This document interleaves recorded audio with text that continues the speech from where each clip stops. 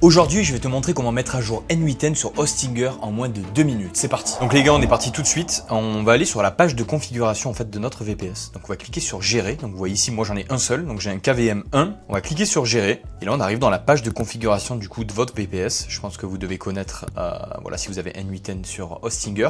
Et on va en premier cliquer sur gérer l'application. Parce que cette procédure de mise à jour ne supprime en aucun cas vos données, mais voilà, c'est toujours mieux de sauvegarder vos workflows, que ce soit pour la mise à jour ou même de manière hebdomadaire, parce qu'on sait jamais ce qui peut se passer. Donc vous avez juste à aller sur l'interface de N8N, donc vous cliquez sur n'importe quel workflow, moi je vais prendre sur ce compte de test un au hasard, et vous cliquez sur les trois petits points qui sont en haut à droite, et vous cliquez sur Download. Et là en fait ça va vous télécharger le point JSON qui contient en fait de l'automatisation.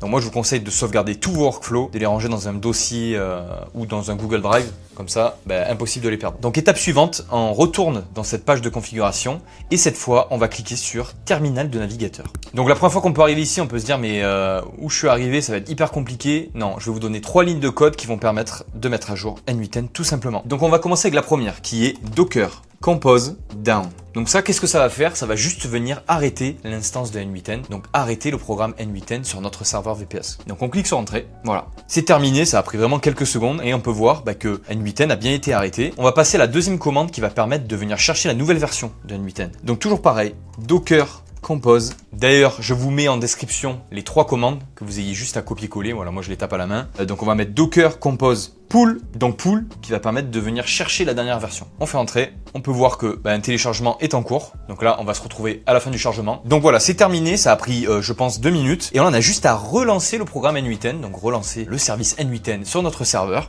On a juste à rentrer Docker Compose Up et on va rajouter le petit -D qui permet de le lancer en arrière-plan. Et je clique sur Entrée. Donc bien sûr, cette ligne-là sera disponible aussi en description. Vous avez tout en description. Et donc là, on voit que tout est au vert. Donc N8N a bien redémarré. On va essayer d'y accéder. C'est parti, actualiser. Et voilà, on est sur N8N. On peut voir que je n'ai perdu aucun workflow. Il n'y a plus la petite pastille qui voulait dire qu'il y avait une mise à jour. Donc voilà, votre N8N a bien été mise à jour. Donc n'hésitez pas en commentaire si vous avez des problèmes, si vous avez des questions, si vous avez des idées de vidéos. Voilà, je suis preneur. Je réponds à tous les commentaires. Donc n'hésitez pas. Et puis moi, je vous dis à la prochaine pour une nouvelle vidéo. Ciao, ciao!